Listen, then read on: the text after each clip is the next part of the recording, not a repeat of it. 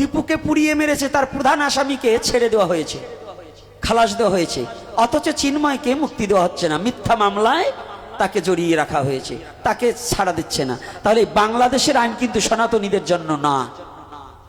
বাংলাদেশে যা শুরু হয়েছে আইন গেছে অন্ধ হয়ে। এই কয়দিন আগে একটা ছিল দুরাচার মব সৃষ্টিকারী সরকার, ওটা অন্তর্বর্তী সরকার, আর এখনকার বর্তমান সরকারের আইনও বোধহয় অন্ধ হয়ে যাচ্ছে। বর্তমান সরকারেরও আইন অন্ধ হয়ে যাচ্ছে সনাতনীদের জন্য বিশেষ করে। এর কারণ হচ্ছে মিডিয়ার মধ্য দিয়ে সব জায়গায় প্রকাশ করে দেবেন। চট্টগ্রামে এই কক্সবাজারে খুরুশকুলে নয়ন সাধু নামে একটা সন্ন্যাসী, নয়ন, সে একেবারে গৃহত্যাগী, সেই ছেলেটাকে পুড়িয়ে মেরে ল্যাংটা করে গাছে ঝুলিয়ে রাখা হয়েছে। কে এবং কাহারা? এখনো পর্যন্ত এই আইন প্রশাসন এখনো সেটাকে বের করতে পারেনি, আর বের করবে না তো। সনাতনীদের কোনো বিপদে না। কেমন আইন? বাংলাদেশের আইন কি বুঝতে হবে। কি করে হয় প্রধান আসামিকে এই বাংলার আইন কি করে তাকে খালাস দিয়ে দিলেন এবং তাকে জামিন দিয়ে দিলেন, অথচ একজন সাধুকে জামিন দেয় না। এখনো সাধুকে পুড়িয়ে মারা হচ্ছে এবং সাধুদের প্রতি নির্যাতন হচ্ছে, মন্দির ভাঙা হচ্ছে। এগুলো যদি এখন বর্তমান সরকারও যদি সেটাকে প্রতিরোধ না করতে পারে, তাহলে তাকে আমরা কি করে মানবো যে আইন এখনো সচ্ছল আছে, আইন প্রতিষ্ঠা, এই আইন এখনো প্রণয়ন আছে। আমরা ভাবছি, এখন আমি ভয় পাচ্ছি যে বাংলাদেশের আইন কোথায় গেছে। সনাতনীদের জন্য কোনো আইন নাই। যদি থাকতো তাহলে এরকম অবিচার হতে পারে না। এটা কোনো দল মত না, অন্য ধর্মের লোক না, এটা আমি রাষ্ট্রীয় হিসাবে রাষ্ট্রের যারা আইন পরিচালনা করছে তাদের প্রতি আমার এটা কথা। এটা আমি কোনো হিন্দু, মুসলমান, বৌদ্ধ, খ্রিস্টান তাদের কথা না, এটা আমি রাষ্ট্রের কাছে আবার আবদার জানাতেই পারি। আমার দুঃখটাকে আমি যদি না তুলে ধরতে পারি, যদি না বলতে পারি, তাহলে আমি এই রাষ্ট্রে স্বাধীন কি করে হলাম? এই রাষ্ট্রই তো তাহলে স্বাধীন নয়। আমার দুঃখটা যদি আমি প্রকাশ না করতে পারি, কিসের আমি তাহলে স্বাধীন? আর যদি স্বাধীন বলতে হয় তাহলে সমস্ত সনাতনীকেও স্বাধীন দিতে হবে, আমার বাক স্বাধীনতাও দিতে হবে, আমার দুঃখের কথা আমার বলতে হবে। আমি মরার ভয় পাই না, মরার ভয় অনেক আগেই ছেড়ে দিয়েছি। আপনারা যা ভাবেন আমি অত ভাবি না।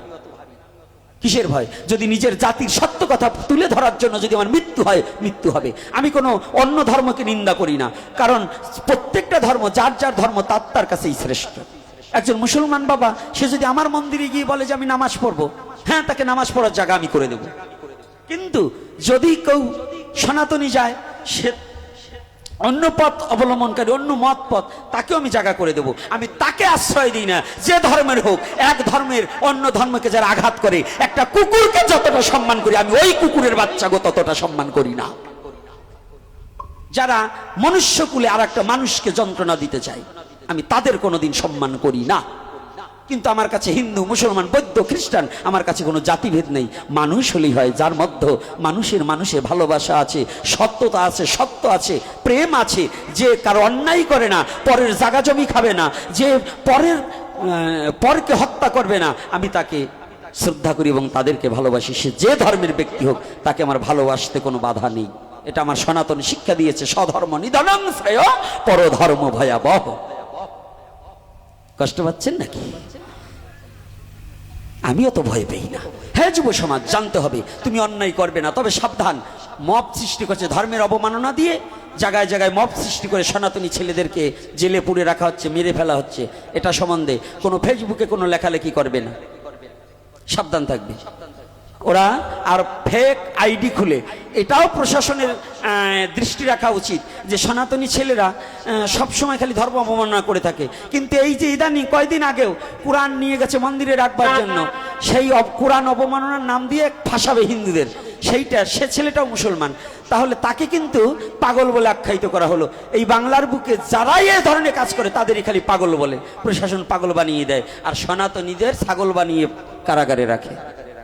এই হচ্ছে প্রশাসনের ব্যবস্থা, বুঝতে পারছেন? এজন্য দুঃখের কথা কোথাও বলবো না।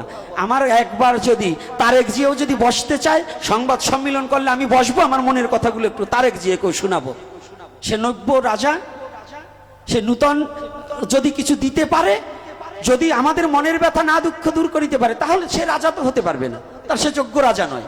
আর যদি সে সমস্ত প্রজাদের, হিন্দু মুসলমান নয়, সবার শান্তি ফিরিয়ে দিতে পারে, তাহলে সে যোগ্য রাজা, তাকেও আমরা সম্মান করি এবং করব।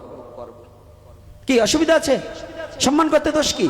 একজন রাজা, সে পিতৃতুল্য, তাকে আমরা পিতার স্নেহী, পিতার শ্রদ্ধাই ভালোবাসবো। কিন্তু যদি সে পিতার মধ্যে পক্ষপাতিত্ব থাকে, সেই পিতা যদি এক সন্তানকে জমি জমা সব লিখে দেবে আর এক সন্তানকে ভিখারি করে দেবে, আমি সেই পিতাকে মানি না। পরিষ্কার কথা। যদি এজন্য আমার ফাঁসি নিতে হয়, আমি ফাঁসি নেব, তথাপি মিথ্যা আশ্রয় আমি দেব না। কোন মিথ্যা কথা বলতে আমি রাজি নই। কি একমত আপনারা? রাধে রাধে। কি একমত?